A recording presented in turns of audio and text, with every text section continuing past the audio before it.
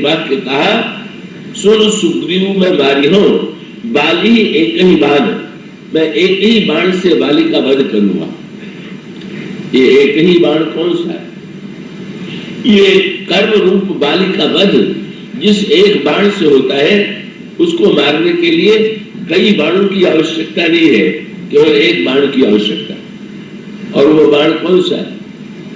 याद रखिए, प्रारब्ध और कर्म की प्रतिकूलता से जो संकट उत्पन्न हुआ है, उसका विनाश तो कृपा के बाण से हो सकता है और किसी प्रयत्न और पुरुषार्थ के बाण से नहीं हो सकता। तो भगवान यही आश्वासन देते हैं कि मैं तुम्हें बाली के भय से मुक्त करूंगा और एक ही बाण से बाली का वध हो जाएगा। प्रभु के आश्वासन को सुन करके सुग्रीव एक क्षण के लिए आतंकित बाली से इतने अधिक है कि बाली से आतंकित होने के नाते उन्होंने भगवान श्री राम से भी कह दिया कि महाराज बाली महाबल आते रणधीरा, महाराज बाली बड़ा बलवान। और कभी कभी भक्तों ने भी भगवान को उलाहना दिया है, पता नहीं शायद मेरा प्रारब्ध कहीं इतना प्रबल तो नहीं है कि आप भी उससे हमें न बचा पावे, हमारी रक्षा न कर पावे।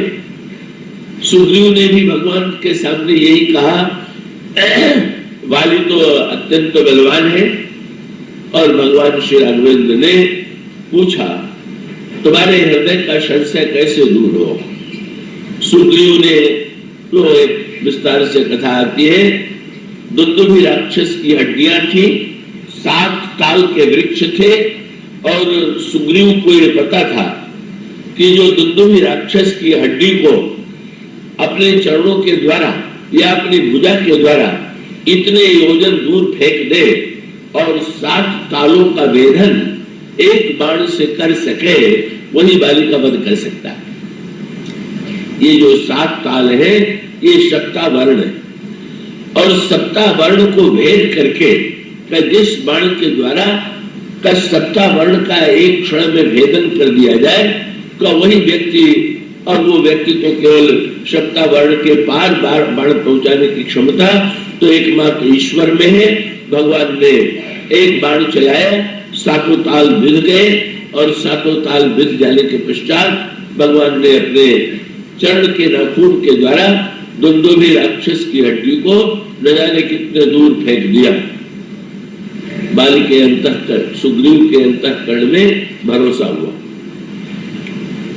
पर सुग्रीव के अंतःकरण में भरोसा होने के बाद फिर गोस्वामी जी ने ये कहा कि अचानक इनके अंतःकरण में क्षणिक वैराग्य का उदय हुआ, क्षणिक ज्ञान का उदय हुआ और उस ज्ञान और वैराग्य का उदय होने पर उन्होंने अचानक भगवान से कहा कि महाराज अब मुझे पूरा ज्ञान हो गया और मेरे मन में शत्रुता और मित्रता की भावना मिट गई है, मेरे अंतःकरण में समत्व का उदय हो गया है। शत्रु मित्र सुख दुख जग माही, माया कृत परमारथ नाही, माल बाली परम हित जासु प्रसादा, मिले राम तुम समन विषादा, सपने जही सन होई लड़ाई, जागे समझत मन सुकुचाई, अब प्रभु कृपा करो यही भांति, सब तज भजन करो दिन रात। उन्होंने वेदांत के ब्रह्म का प्रतिपादन करते हुए मानो भगवान से ये कहा कि जब ये सारी सृष्टि ही मिथ्या है, वेदांत की मान्यता यही है कि ये सारी सृष्टि मिथ्या है और ये जो कुछ दिखाई दे रहा है, जैसे नींद में सपने में कोई व्यक्ति दृश्य को देखे तो जिस समय दृश्य को देखता है उस समय दृश्य सत्य प्रतीत होता है, पर जागते हुए जब वो जागता है तो जगने के बाद उसको बड़ा संकोच सा होता है। कल मैंने सपने में किसको देख लिया, मान लीजिए सपने में किसी ने देखा कि कोई व्यक्ति उसके ऊपर प्रहार कर रहा है, उससे चोट पहुंचा रहा है, तो क्या जगने के बाद फिर क्या उसके अंतःकरण में उस व्यक्ति से बदला लेने की इच्छा आवेगी क्या कि इसने रात्रि को मुझे चोट पहुंचाई है तो मैं इसका बदला लूं? उन्होंने कहा महाराज ये सृष्टि संसार मिथ्या है और बाल से जो मेरी लड़ाई थी, वो लड़ाई तो मुझे ऐसा लगता है कि केवल स्वप्न में भ्रम मात्र था, स्वप्न का भ्रम मात्र था, और जैसे जागने पर भ्रम दूर हो जाता है, इसी प्रकार से मेरा भ्रम दूर हो गया। और अब बाल के प्रति मेरे मन में कोई विरोध की वृत्ति नहीं है। अब तो आप ऐसी कृपा कीजिए कि मेरा ये वैराग्य दृढ़ रहे और मेरे अंतःकरण में भक्ति का उदय। बहुत बढ़िया उत्तर दिया गया। मैं आशा करता हूं आप पूरे एकाग्रता से उसे सुनेंगे। क्या कि ये सृष्टि मिथ्या है या सुख दुख मिथ्या है? क्या इस वाक्य को दोहरा देने से व्यक्ति की सच्ची समस्या का समाधान हो सकता है क्या? और उसका उत्तर ये है कि भाषण में या वाक्य में ये दोहरा देना तो बड़ा सरल है कि सुख दुख मिथ्या है, शत्रु मित्र मिथ्या है, संसार मिथ्या है, लेकिन मनुष्य के जीवन में इसके सत्यत्व के प्रति इतनी गहरी आस्था है, उसके संस्कार में इतनी गहराई से इसके सत्यत्व की आस्था का बैठी हुई है कि जब वास्तविक परिस्थिति आती है तो व्यक्ति का ये ज्ञान, ये वैराग्य स्थिर नहीं रहता। अपवाद व्यक्तियों को छोड़ दे, ऐसे तत्वज्ञ हैं या ऐसा कोई महापुरुष हो सकता है कि जिसको सृष्टि के मिथ्यात्व का ठीक ठीक बोध हो चुका है और उसके अंतःकरण में समत्व का उदय हुआ है, लेकिन ज्ञान की साधना, वेदांत की साधना, ये व्यक्तिगत साधना तो हो सकती है पर सामूहिक साधना नहीं हो सकती। कुछ व्यक्ति तो ऐसे हो सकते हैं जो अकेले ज्ञान के द्वारा अपनी समस्या का समाधान पाले, पर जो समूह है, पर समूह की समस्या का समाधान, सबकी समस्या का समाधान संभव नहीं। इसी को स्पष्ट करने के लिए ये बाल सुग्रीव के प्रसंग में कई प्रश्नों का बड़ा सुंदर उत्तर दिया गया। क्या जब सुग्रीव ने इतनी ऊंची बातें की तो उसको सुनकर के भगवान हंसने लगे। सुने विराग संयुत कपिबानी, बोले विहस, भगवान खूब हंसे। भगवान के हंसने का तात्पर्य क्या था? देखिए, यहीं पर अवतार की अपेक्षा अवतार सिद्धांत की आवश्यकता सामने आती। अवतार सिद्धांत की आवश्यकता का यहाँ पर सूत्र ये है कि वेदांत की मान्यता है कि ब्रह्म जो है वो नाम, न तो ब्रह्म का कोई नाम और न तो ब्रह्म का कोई रूप। का ब्रह्म जो है वो नाम और रूप से ऊपर है, वो निर्गुण है, निराकार है, दृष्टा है और सब। ऐसी स्थिति में ये जो ज्ञेय ब्रह्म है, जिसकी चर्चा मैंने अभी आपके सामने कथा के प्रारंभ में ज्ञेय के रूप में की, इसका अभिप्राय है कि या तो किसी व्यक्ति के अंतःकरण में इतना दिव्य तत्व ज्ञान हो कि वो अपने आप को नाम से ऊपर उठा ले, अपने आप को भी रूप से ऊपर उठा ले और नाम और रूप से ऊपर उठा करके स्वयं भी समत्व में स्थित हो जाए, स्वयं भी दृष्टा बन जाए। अगर इस प्रकार की साधना कोई व्यक्ति कर सकता है तो ऐसी स्थिति में ब्रह्म से एकत्व का उसे अनुभव हो चुका और ऐसी परिस्थिति में उसके लिए कोई समस्या शेष नहीं है, कोई प्रश्न शेष नहीं। किंतु ये जो भगवान शंकर की पंक्तियां आपके सामने अभी पढ़ी गई है, उसमें दो संकेत किया गया और बड़े महत्व का। ज्ञेय ब्रह्म को भक्तों ने कहा कि जब तक ज्ञेय रहेगा, कृपया गंभीर होते हुए मुझे आशा है कि आप लोग उसे ग्रहण कर सकेंगे, जब तक ज्ञेय रहेगा तब तक विचार को तो संतोष होगा, पर हृदय में संतोष नहीं होगा। हृदय का संतोष जो है, क्या हृदय के संतोष के लिए जिस रस की आवश्यकता है, तो शंकर जी ने जो वंदना किया उसमें आप दो बातें पाएंगे। शंकर जी की वंदना में जब हम ईश्वर को ध्येय बनाना चाहेंगे, भगवान का ध्यान करने चलेंगे, तो आप यो देखिए क्या कि अगर हम किसी को पुकारना चाहें तो पुकारने के लिए उसका नाम लेकर के पुकारे तो नाम सुन करके, पुकार सुन करके उसका उत्तर देगा। या किसी व्यक्ति को हम ढूंढना चाहें और उसकी आकृति और उसके रूप का हमें ज्ञान हो तो हम रूप के द्वारा उसे पहचाने। तो हमारे पास नाम और रूप दो साधन है और वेदांत का ब्रह्म नाम और रूप से परे। अब ऐसी परिस्थिति में अगर वेदांत के ब्रह्म को हम संकट में पढ़ करके पुकारना चाहें तो नाम ही नहीं है तो क्या करके पुकारे। और जब उसका कोई रूप ही नहीं है तो फिर ऐसी परिस्थिति में अगर उसको हम पहचानना चाहें तो ऐसी स्थिति में उसको पहचानने का क्या उपाय। तो वो श्री कृष्ण चरित्र में ये बात आती है कि गोपियों के समक्ष जब उद्धव वेदांत के ब्रह्म का उपदेश देते हैं तो गोपियां बड़ी सार्थक बात कहती हैं कि हमें तो ऐसे कृष्ण की आवश्यकता है जो हमारी गायों को दो सके। जब तुम्हारे ब्रह्म के हाथ ही नहीं है तो हमारी गायों को कौन चरावेगा और कौन दुहेगा। गायों की बात आपके ध्यान में होगी, जो लोग 2-3 दिन पहले आए होंगे। गाय इंद्रिय और उसका अभिप्राय यह है कि गायों को धोने वाला हाथ चाहिए और इसी प्रकार से इंद्रियों को तृप्ति देने के लिए, इंद्रियों को संतोष देने के लिए, ध्यान का रूप सामने लाने के लिए रूप की आवश्यकता है। तो आवश्यकता दो है, नाम की और रूप की। और इसीलिए भक्तों ने भगवान ने कहा कि मेरा तो कोई रूप नहीं है, मेरा कोई नाम नहीं। तो भक्तों ने क्या किया, भक्त इसीलिए वेदांत का ब्रह्म स्वतंत्र है और भक्तों का ईश्वर जो है वो स्वतंत्र नहीं।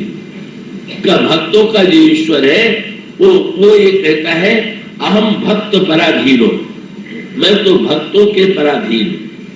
तो भक्तों के पराधीन क्यों?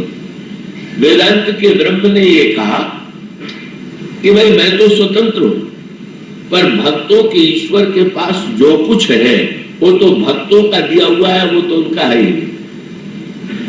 इस भक्त जो ईश्वर को जो नाम दिया है किसने दिया? भक्तों ने दिया। ईश्वर को जो रूप दिया वो किसने दिया? भक्तों ने दिया। भक्तों ने जो नाम उनका रख दिया वो नाम उन्होंने स्वीकार कर लिया। भक्तों ने उन्हें जो रूप दे दिया वो रूप उन्होंने स्वीकार कर लिया। और इसीलिए सुविधा कितनी हो गई का इतने भक्त हैं और सभी भक्तों ने नाम दिया तो ईश्वर के अनेक नाम हो गए। और भक्तों ने जब अपनी अपनी भावना के अनुकूल भगवान से ये कहा कि महाराज आपकी कोई, देखिए आप देखते हैं हमारा आपका चित्र लिया जाए तो वो चित्र ऐसा होना चाहिए कि जो चित्र जो है देखने में हमारी आकृति से बिल्कुल मिले। अगर किसी का चित्र लिया जाए और सामने मिला करके देखने पर वो ये आकृति मिले ही नहीं तो कहेगा कि तो मेरा चित्र ही नहीं। पर अब आप देखिए, चाहे भगवान राम का चित्र हो, चाहे भगवान कृष्ण का चित्र हो, चाहे शंकर जी का चित्र हो, ये जितने आप बाजार में जाकर के चित्र ले आते हैं उन चित्रों में भिन्नता है, रूप रंग में भिन्नता है। मंदिरों में जाइए तो मंदिरों में जितनी मूर्तियां हैं, श्री राम के ही मंदिर है तो प्रत्येक मंदिर में राम की मूर्ति अलग अलग है, राम की आकृति अलग अलग है। और इसका अभिप्राय क्या हो? बोले ईश्वर के संबंध में यही तो सुविधा है। व्यक्ति और ईश्वर के संबंध में अंतर ये है, व्यक्ति जो है वो रूप की सीमा से घिरा हुआ है पर जो अरूप है वो रूप की सीमा में तो घिरा हुआ है नहीं। आप जितना चाहें, जैसा रूप आप में प्रकट करने की सामर्थ्य हो, आप अपनी भावना से वैसा रूप उसको लेने के लिए कह दीजिए और वो आपकी भावना को पूर्ण करने के लिए वैसा ही रूप, जिस रूप के द्वारा हमारी आंखें तृप्त हो, हम भगवान में उस रूप की धारणा करें। जिस नाम के द्वारा हम ईश्वर को पुकारना चाहे, हम ईश्वर में उस नाम को आरोपित करें। और इस तरह से भक्तों ने बड़ी मीठी बात कही। भक्तों ने कहा कि महाराज वेदांती कहते हैं नाम रूप से ऊपर उठिए, तो ऊपर उठने में संसार के इतने व्यक्ति हैं, इतने जीव हैं, अगर ये नाम और रूप से उठने की चेष्टा करें तो क्या इससे ऊपर उठना सरल है क्या?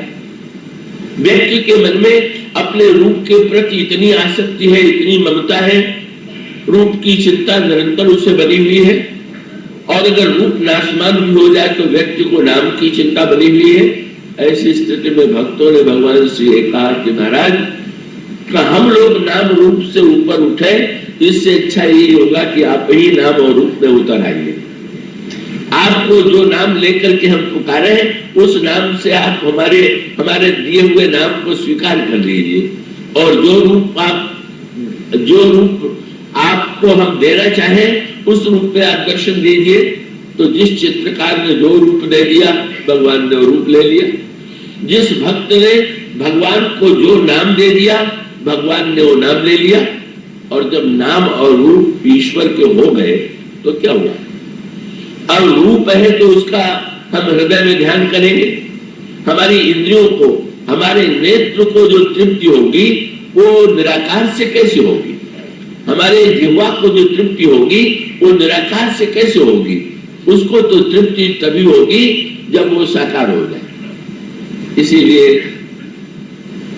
रामायण में बड़ी मीठी बात आती है, जब भगवान श्री राघवेंद्र लक्ष्मण को लेकर के जनकपुर जाने लगे तो विश्वामित्र ने भगवान राम से कहा कि जैसे कोई वृक्ष लगावे और उस वृक्ष में फल न लगे तो व्यक्ति को संतोष नहीं होता है, ठीक इसी प्रकार से जनकपुर वासियों की एक इंद्रिय जो है उसमें फल लगे ही नहीं। क्या? तो विश्वामित्र का वाक्य क्या? विश्वामित्र ने कहा, जाए देख आवो नगर, सुख निधान दो भाई, करऊ सुफल सबके नैन, सुंदर बदन दिखाए। ये जनकपुर वासियों के आंखों को सुफल बनाइए। तो सुफल बनाइए माने बोले अभी तक जनकपुर वासी वेदांती थे और रूप को मिथ्या मानते थे, और रूप अगर मिथ्या है तो फिर आंखों का फल क्या है? अगर रूप ही सत्य नहीं है तो आंखें काहे के लिए मिली हुई है? पर जब तुम्हारा रूप देखेंगे तो ऐसा लगेगा कि नहीं अब रूप का फल प्राप्त हो गया। तो भगवान भक्तों की प्रार्थना को स्वीकार करते हुए जो नाम दे दे, जो रूप दे दे, वही नाम रूप और स्वीकार करके भगवान ऊपर से अवतार माने ऊपर से नीचे उतर आना। नीचे से ज्ञान का अभिप्राय है, ज्ञान का तात्पर्य है नीचे से ऊपर जाना, और भक्त का तात्पर्य है ईश्वर को ऊपर से नीचे उतारना। तो बड़ी मीठी बात हुई। अगर आप ऊपर चले जाइए तो भी ब्रह्म से मिलन हो जाएगा, और ब्रह्म जो है ऊपर से नीचे आ जाए तो भी मिलन हो जाएगा। पर यहां बड़ी अनोखी बात हो गई। क्या? जब भगवान ने ये कहा कि बालिका मैं वध एक ही बाण से करूंगा, तो सुग्रीव तो छलांग लगा के ऊपर चले गए, वेदांत की डाली पर जाकर के बैठ गए, कहने लगे महाराज सत्य मित्र तो मिथ्या है, सुख दुख तो मिथ्या है। भगवान खूब हंसे, बोले मैं तो इससे मिलने के लिए नीचे उतर आया, पर इन्होंने तो बड़ी लंबी छलांग लगाई, ये तो सीधे ऊपर पहुंच गए, ये तो दूरी जो है जो की तो बनी रह गई। हंसे, और हंस करके भगवान ने ये कहा कि जो कुछ कहो सत्य सब सोई, मित्र तुमने जो कुछ कहा है वो बिल्कुल ठीक, पर सखा वचन मम मृषा न होई, पर मित्र मैंने जो कहा है वो भी तो झूठ नहीं होगा। बस सुग्रीव ने भगवान के ऊपर एहसान लाद दिया, कह लगे महाराज मुझे तो पक्का ज्ञान वैराग्य हो गया है, बाली के प्रति मेरे मन में तो कोई विरोध है नहीं, कोई द्वेष है नहीं। हाँ, आपने ये प्रतिज्ञा की है कि मैं एक ही बाण से बाली का वध करूंगा, तो आपके सत्य के बचाने की बात हो तो और बात है, पर मुझे आवश्यकता नहीं। ओ, ये तो भगवान को क्या है, देखिए भगवान ने उल्टा क्रम कर दिया। अब भगवान जब आए हैं तो मित्र बनाने के लिए आए हैं, तुम मेरी सहायता करो, मैं तुम्हारी सहायता करूं, तुम्हारे शत्रु का मैं वध करूं। न ईश्वर का कोई शत्रु है, न तो मित्र है, न तो उसको किसी सहायता की अपेक्षा है। भगवान ने कौतुक किया। भगवान ने तुरंत जब सुग्रीव ने ये कहा तो उसका अभिप्राय क्या कि क्षणिक ज्ञान में वैराग्य में वो अपने आप को श्री राम से भी ऊपर पहुंचाने की स्थिति में अपने को अनुभव कर रहे हैं।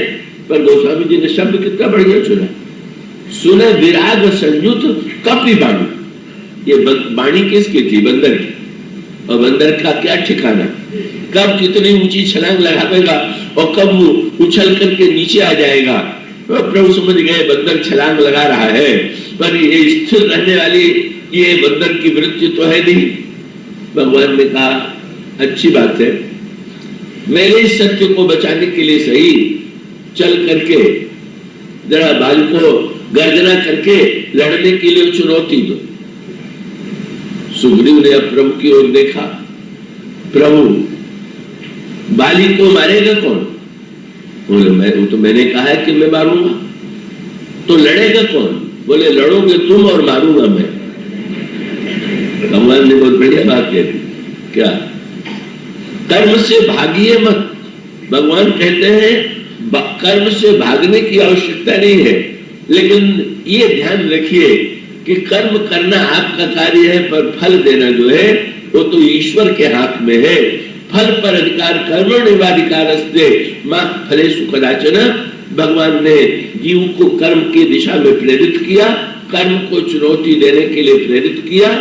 इधर तो सुग्रीव की स्थिति है, और उधर जब सुग्रीव ने जाकर के गर्जना किया तो सुग्रीव की गर्जना सुन करके बाली भला कैसे सहन करे? अरे ये मुझे चुनौती देने वाला कौन निकला है? जब वो बाली चलने लगा तो तारा ने सुग्रीव का चरण पकड़ लिया और ये कहा कि आपने सुग्रीव की गर्जना सुनी? हाँ सुनी। तो कहा कि आज तक जो डर के मारे सिर भी नहीं उठा पाता था, आज गरज रहा है तो इसके पीछे कोई और तो होगा। और ये कह दिया सुनुपति जिन्हें ही मिले सुग्रीवा, ते दो बंधु तेज बल सीवा, और कौशले सुत लक्ष्मण रामा, कालम जीत सकहि संग्रामा। ये तो श्री राम ने इनको शरणागति, इनको शरण में ले लिया है। इस गर्जना के पीछे राम का बल बोल रहा है। अब बहुत बढ़िया बात गोस्वामी जी ने कहा, क्या? बाली बड़ा ऊंचा भाषण देने लगा। बाली ने कहा वेदांत के सिद्धांत देखेंगे आप क्या? वेदांत के सिद्धांत का प्रतिपादन अभी सुग्रीव ने किया, और बाली भी वेदांत के सिद्धांत का प्रतिपादन करने लगा। तो एक बाली के सिद्धांत प्रतिपादन में वही दुर्बलता दिखाई देती, सिद्धांत का दुरुपयोग जिसको कहते हैं। और सिद्धांत का दुरुपयोग ये है कि बाली ने ये कहा कि तुम मेरी पत्नी होकर के तुम्हें इतना भी ज्ञान नहीं है। सारे शास्त्रों में लिखा हुआ है कि ब्रह्म सम, कहा बाल सुन भीरु प्रिय समदर्शी रघुनाथ। ब्रह्म जो है वो तो समदर्शी है, मुझमें और सुग्रीव में भेद करना ये ब्रह्म के लिए संभव ही नहीं है। और ऐसी स्थिति में तुम्हें अंतःकरण में किसी प्रकार के भय की आवश्यकता नहीं है। ईश्वर मुझमें और सुग्रीव में कोई भेद नहीं करेगा। कैसा बढ़िया वेदांत का सिद्धांत, ईश्वर सम है। इस सिद्धांत को सुन लेने के बाद अगर कोई व्यक्ति निश्चय कर ले कि सम है, तो चाहे पाप करे चाहे पुण्य करे, इसमें क्या अंतर है? जब वो सम है तो जब वो पाप और पुण्य में भेद ही नहीं करता तो हम जो कुछ करते हो बिल्कुल ठीक करते हैं। या व्यक्ति ये निर्णय कर ले कि अगर ईश्वर सम है और हम किसी को पीटते रहेंगे तो सम होने के नाते ईश्वर हस्तक्षेप नहीं करेगा और हम मनमाना आचरण करने के लिए स्वतंत्र हैं। ये इस सिद्धांत का दुरुपयोग। वेदांत और सिद्धांत का एक पक्ष का जो नकली वेदांत का पक्ष है वो सुग्रीव के अंतःकरण में आया, और वेदांत के सिद्धांत के दुरुपयोग वाला पक्ष जो है वो बाली के जीवन में आ गया।